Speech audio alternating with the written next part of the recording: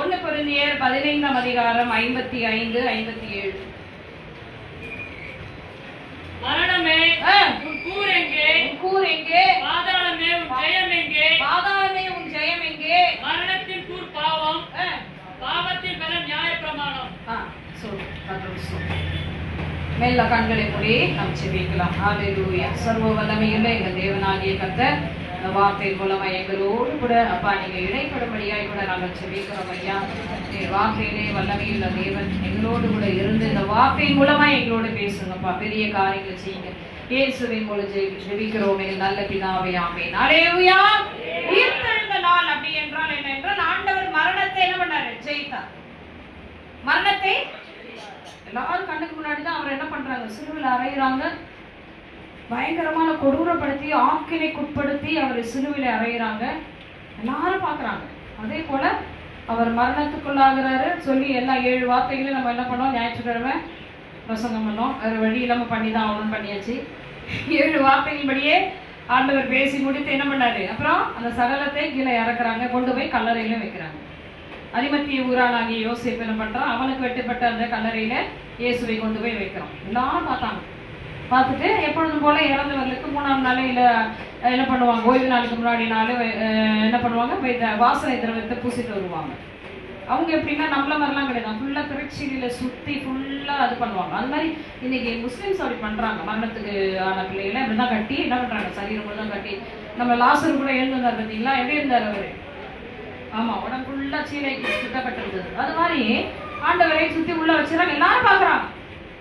பார்த்த பிறகு அங்க என்ன ஆகுது? இவங்க இந்த வாசனை திரவத்தை கொண்டு வராங்க. லூக்கா சுவிசேஷம் 27-4ஆம் அதிகாரத்துக்கு போகும்போது வாரத்தின் 1ஆம் நாள் அதிகாலையிலே தாங்கள் ஆயத்தம் பண்ணின கந்த வர்க்கங்களை அவர்கள் எடுத்துக்கொண்டு வேறு சில ஸ்திரீகளோடு கூட கல்லறை இடத்திற்கு வந்தார்கள். கல்லறையை அடைத்திருந்த கல்லை புரட்டி தள்ளப்பட்டிருக்கிறதை கண்டு உள்ளே பிரவேசித்து கர்த்தராகிய இயேசுவின் சரீரத்தை காணாமல் அதை குறித்து மிகுந்த கலக்கமடைந்திருக்கையில் பிரகாசமுள்ள வசனம் தரித்த 2 பேர் அவர்கள் அருகே நின்றார்கள். நின்னுட்டு என்ன சொல்றாங்க? அந்த ஸ்திரீகள் பயப்பட்டு தலை கவிழ்ந்து தரையை நோக்கி நிற்கையில் அந்த 2 பேரும் அவளை நோக்கி உயிரோடு இருக்கிறவரை, சத்தமா வாசிங்க, உயிரோடு இருக்கிறவரை நீங்கள் மரித்தோரிடத்தில் தேடுகிறது என்ன? அருமையான ஒரு வார்த்தை. ஒரு உயிரோடு இருக்கிறார், ஆனா நீங்க எங்க போய் தேடுறீங்க? கல்லறையிடத்திலே வந்து நீங்க இறந்துட்டாரே, அவருக்கு வாசனை தேவையும் போசணும் அப்படின்னு சொல்லி வரீங்களே அப்படின்னு சொல்லி அந்த வார்த்தை எவ்வளவு அழகா சொல்றாங்க. அந்த இதே 2 பேர் தான் அவர் உயிர் தெழுந்து மேல போகும் பொழுது என்ன சொல்றாங்க? வானத்தை அண்ணாந்து பார்க்கிற கலிலேயரை பார்த்து அன்னைக்கு சொல்றாங்க. ஏன் இப்படி வானத்தை அண்ணாந்து பார்த்துருக்கீங்க? இதே 2 தேவதூதர்கள் தான் அந்த இடத்துலயே வராங்க. இப்ப இங்க மரித்தோர் இடத்துல நீ என்ன பண்ற?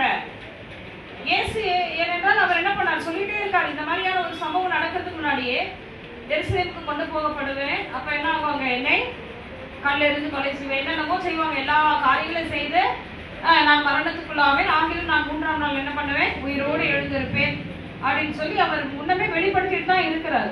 அங்க ஸ்திரீகளும் இருக்கிறார்கள், 12 சீஷர்களும் இருக்காங்க, சில ஜனங்களும் அதை கேட்கிறார்கள். அதனாலதான் இங்க அந்த ஸ்திரீகளிடத்துல இந்த தூதர்கள் சொல்றாங்க, உயிரோடு இருக்கிறவங்க நீங்கள் என்ன பண்றீங்க? மரித்தோரிடத்திலே நீங்கள் தேடுகிறது என்ன? அவர் இங்கே இல்லை, அவர் உயிர் தெழுந்தார். அப்போ அங்க என்ன ஆச்சு? அவர் மரணத்தை ஜெயித்தார். மரணத்தை ஜெயித்தார். அதுதான் வெளிப்படுத்தல் விசேஷம் 1ஆம் அதிகாரத்தை திருப்பிக் கொள்வோம். 1ஆம் அதிகாரத்தில் அவர் தம்மை வெளிப்படுத்தும் பொழுது அங்கே எப்படி அவர் வெளிப்படுகிறார் என்றால் வாசிங்க. Praise the Lord. கர்த்தருடைய நாமம் மகிமைப்படட்டும்.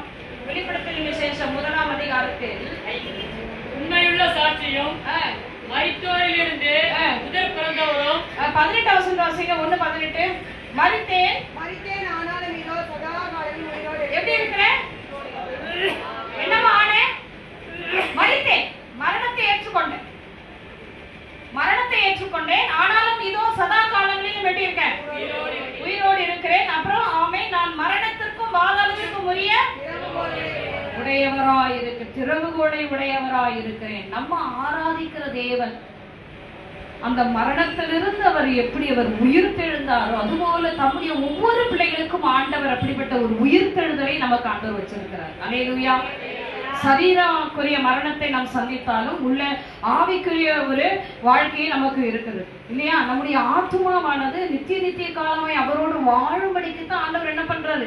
இந்த கடினமான உபதேசத்தையும் இந்த கடினமான காரியங்களை நாம் கை கொள்ளும்படியாக ஒரு நெருக்கத்தின் பாதையிலே ஆண்டவர் நடத்திட்டு வர்றார். நம்ம யாராவது பட்டினியா இருக்கோமா? வீட்டுல சொல்லுங்க, நான் சொல்லுங்களேன், நான் பார்க்கலாம். நான் இன்னைக்கு பட்டினியா தான் இருக்கிறேன் அப்படின்னு சொல்லுங்க. கிடையாது. ஆகாரம் எல்லாம் விடவே மாட்டேன், நல்லா தான் இருக்கும். ஆகாரத்துக்கு ஒரு குறைவும் இருக்காது, நல்ல ட்ரெஸ் தான் இருக்கும், நல்லா தான் இருக்கும். ஆனாலும் சில போராட்டங்கள் நம்மை நெருக்கி கொண்டே இருக்கும். ஆண்டவராகிய இயேசு கிறிஸ்துவை நீ மறுதலித்து போடும்படியாக சில நெருக்கங்கள் உனக்கு ஒரு டெஸ்ட் போல என்ன பண்ணும், இந்த பூமியில வைக்கப்பட்டு கொண்டே இருக்கும். அப்போ மரணம் என்பது 2 விதமான மரணங்கள் இருக்கிறது. சரீரத்துக்குரிய மரணம், அப்புறம் ஆத்மத்துக்குரிய மரணம் இருக்கு. அப்ப நம்ம ஆராதிக்கிற அந்த ஆண்டவராகிய இயேசு கிறிஸ்து மரித்தார், ஆனால் என்னவாய் மாறினார்? அவரு உயிரோடு இருந்தார். அதுதான் நம்ம கடைசி வாரம் பார்த்தோம், போன வாரம் நம்ம பார்த்தோம். என்னுடைய மாம்சத்தை புசித்து என் ரத்தத்தை பானம் பண்ணுகிறவனை நான் என்ன பண்ணுவேன்? கடைசி நாட்களில் அவனை. ஆமா, அப்போ அது நித்திய ஜீவன். அந்த திருவிருந்து என்பது நித்திய ஜீவனை நாம் பெற்றுக்கொள்ளுகிறதுக்காக நம்ம ஆசரிக்கிறோம். அவரை நினைவு கூறும்படியாக நம்ம அந்த காரியங்களை ஆசரிக்கிறோம். பிதாவையும் இயேசுவையும் அவரை அனுப்பின பிதாவையும் அறிவதே நித்திய ஜீவன். வேத வசனங்களிலே அவரை குறித்து சொல்லப்பட்டிருக்கு. அதை அறிந்திருந்தால் நம்ம நித்திய ஜீவனை பெற்றுக் கொள்ளுவோம். எதன் பேர் உள்ளே இருக்கிறீங்க? அப்போ இன்னைக்கு உயிர்த்தெழுதல் என்று சொல்லி கொண்டாடி கொண்டிருக்கிற எல்லா சபைகளிலும் சரி, இந்த உயிர்த்தெழுந்த வல்லமைனா என்ன? அல்லேலூயா.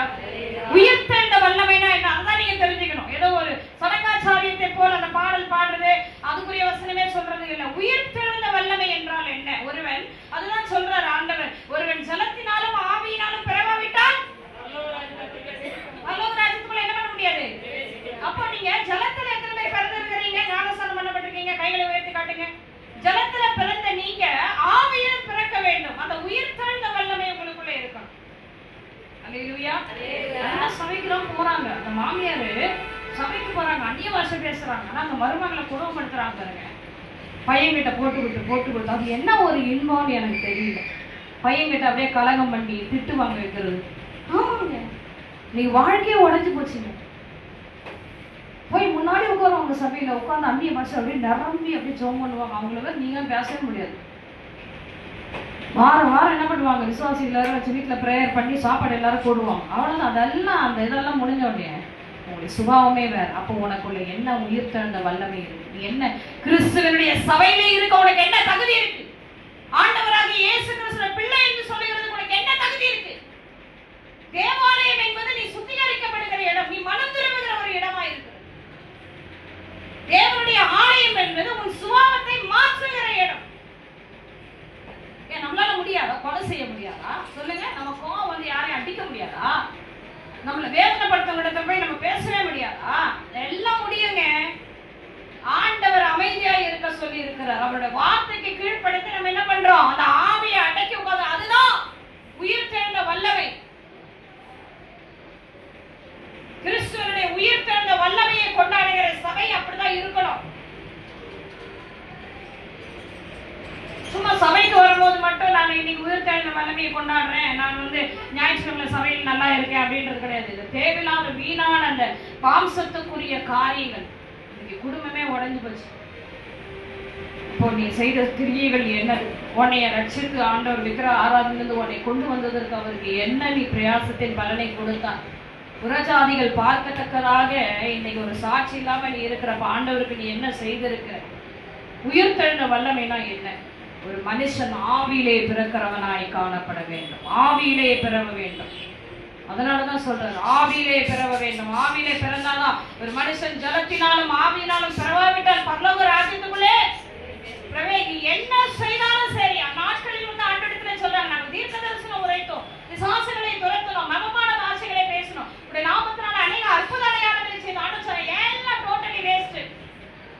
டோட்டலி எல்லாமே வேஸ்ட். ஒண்ணுமே ஆண்டவர் சொல்றார், அக்கிரம செய்கைக்காரரை என்னை விட்டு நீங்கள் அகன்று போங்கள். முதல்ல நம்ம 1 கொரிந்தியர் 15 வாசம், மரணமே உன் கூறு எங்கே? பாதாளமே உன் ஜெயம் எங்கே? மரணத்துக்குள்ளாய் இருக்க வேண்டிய நமக்கு இன்னைக்கு ஆண்டவர் ஜீவனை பிச்சையா போட்டிருக்கிறார். எத்தனை பேர் ஒத்துக்கிறீங்க? அல்லேலூயா. மரணத்துக்குள்ளாய் இருக்க வேண்டியவங்க நம்ம எல்லாம். கொரோனால இறந்தவங்க நல்ல பலவான்கள் தான் இறந்தாங்க. நம்மளாம் பிரஷர் உள்ளவங்க, உடனே எதிர்ப்பு சக்தி என்றதே இல்லாத ஒரு சக்தி நிறைந்தவங்க நம்ம. எத்தனை பேர் ஒத்துக்கிறீங்க? சத்துவமே இல்லாத நமக்கு அவர் சத்துவத்தை கொடுத்து பலனை கொடுத்து அந்த கொள்ளை நோயினை நீ அடிபடக்கூடாதபடி உன்னை சுற்றிலும் வேலி அடித்து பாதுகாத்து ஒரு ஜீவனை உனக்கு எக்ஸ்ட்ரா கொடுத்திருக்காருன்னா என்ன அர்த்தம்னா, இந்த பூமியிலே நீ அவருக்கு எப்படி இருக்கணும், மகிமையும் மேன்மையுமாய் அவருடைய நாமத்தை பிரஸ்தாபப்படுத்துகிறவர்களாய் கிறிஸ்துவனுடைய சுபாவத்தை வெளிப்படுத்துகிறவர்களாய் இருக்க வேண்டும். அல்லேலூயா, அல்லேலூயா சொல்லுங்களேன். உயிர்த்தெழுந்த வல்லமை சபைக்கு வருகிற உனக்கு அந்த உயிர்த்தெழுந்த வல்லமை கிரியை செய்யவில்லை என்றால் நீ பரலோகராஜ்யத்துல என்ன பண்ண முடியாது சொல்லுங்க. சிலர்லாம் இருப்பாங்க, என்னதான் நம்ம 1000 நேரம் அவங்கள மன்னிச்சு இது பண்ணாலும் என்ன பண்ணுவாங்க, அவங்க சுபாவத்தை அவங்க ஆமா அது நமக்கு வைக்கிற செக்கு. அதனாலதான் இங்க என்ன பண்றாரு பேதுரு ஆண்டவரிடத்துல வந்து, ஆண்டவரே எத்தனை தடவை நான் மன்னிக்க வேண்டும்? 7 தரம் மாத்திரமல்ல 70 தரம் நீ மன்னிக்க வேண்டும். உன் வாழ்நாள் ஃபுல்லா நீ என்ன பண்ணும், அவன் அப்படிதான் இருப்பான். பக்கத்துல சொல்லுங்க, அவங்க அப்படிதான் இருப்பாங்க, திருந்த மாட்டாங்க. நீங்க என்ன பண்ணுங்க, பரலோகத்தை பாருங்க, கையை பிடிங்க, பாருங்க, கை சொல்லுங்க. ஆமா, அதுதான் ஆவிக்குரிய பிள்ளைகளாகி நமக்கு வச்சு வைக்கப்பட்டிருக்கிற செக்கே அதுதான். அவங்க மாறவே மாட்டாங்க, அவங்க பாட்டு அவங்க லைன்ல போயிட்டே இருப்பாங்க. சும்மா நீ இருந்தா கூட உன்னை என்ன பண்ணுவாங்க, 2 படி நீ ஏறுவ, உன்னை 5 படிக்கு கீழே தள்ளி விடுவாங்க. உன் கூட இருக்கவங்களே தான், நம்ம கூட இருக்க பிள்ளைங்க தான், நம்ம கூட இருக்க கணவர் மனைவி தான், எல்லாரும் அப்படிதான். 2 படி நான் பரலோகத்துக்காக நான் எடுத்து வச்சா 5 படிக்கு கீழே பாதாளத்துக்கு தள்ளி விடுறது. அந்த வேதனை வரும்போது நம்ம என்னமா மாறிடுறோம் சொல்லுங்க. ஆண்டவர் ஒப்பு கொடுத்துட்டாரு, ஜபம் என்ன ஜபம், வேதம் என்ன வேதம், சோத்திரம் என்ன சோத்திரம் அப்படின்னு ஒரு 5 படி கீழே இறங்கி போய் மறுபடியும் ஆண்டவர் என்ன பண்ணுவார், சரி பரவாயில்லவா அப்படின்னு சொல்லி தூக்கி மறுபடியும் என்ன பண்ணாரு, இன்னும் ஏறு மகளே. ஆனா ஒருவேளை 10 ஏறிட்டோம்னு வச்சுங்களேன், டென்ஷனா என்னவா ஆயிடும், 30 படிக்கு உன்னை கீழே விழத்தள்ளுபடியாய் சத்துரு உன்னோடு கடைசி வரைக்கும் போராடிட்டே தான் இருப்பான். அதான் ஆண்டவர் சொல்றாரு, முடிவு பரியந்தம் நிலை நிற்கிறவனே, அவ்வளவுதான், முடிவு பரியந்தம் நிலை நிற்கிறவனே ரட்சிக்கப்படுவான். நமக்கு தைரியம் இருக்கா, மரணமே உன் கூறி எங்கே, பாதாளமே உன் ஜெயம் எங்கே சொல்ல முடியுமா? எத்தனை பேர் சொல்ல முடியும் சொல்லுங்க. மரணமே நீ என் சரீரத்தை மட்டும் தான் மரணமாக்க முடியும், என் ஆத்மாவை நீ மரணமாக்க முடியாது. எத்தனை பேர் தைரியமா சொல்ல முடியும்? ரோமர் எழுதின நிருபம் 8ஆம் அதிகாரத்துல 11ஆம் வசனத்தை சீக்கிரம் வாசிங்க. ரோமர் 8:11. நேரம் இல்லை, சீக்கிரம் வாசிங்க. அன்றியும் இயேசுவை மரித்தோரிலிருந்து எழுப்பினவருடைய ஆவி உங்களில் வாசமாய் இருந்தால், கிறிஸ்துவை மரித்தோரிலிருந்து எழுப்பினவர் தம்முடைய ஆவினாலே சாவுக்கு ஏதுவான உங்கள் சரீரங்களையும் என்ன பண்ணுவாரு, உயிர்ப்பிப்பார். சாவுக்கு ஏதுவான உங்கள் சரீரங்களையும் அவர் உயிர்ப்பிப்பார். இயேசுவை எழுப்பினவருடைய ஆவி உங்களுக்குள்ளேயும் அந்த பரிசுத்த ஆவியானவர் வாசமாய் இருப்பார். ஆனால் நிச்சயமாய் நீங்களும் என்ன பண்ணுவீங்க, அழியாமையை நீங்கள் சுதந்திரித்துக் கொள்வீர்கள்.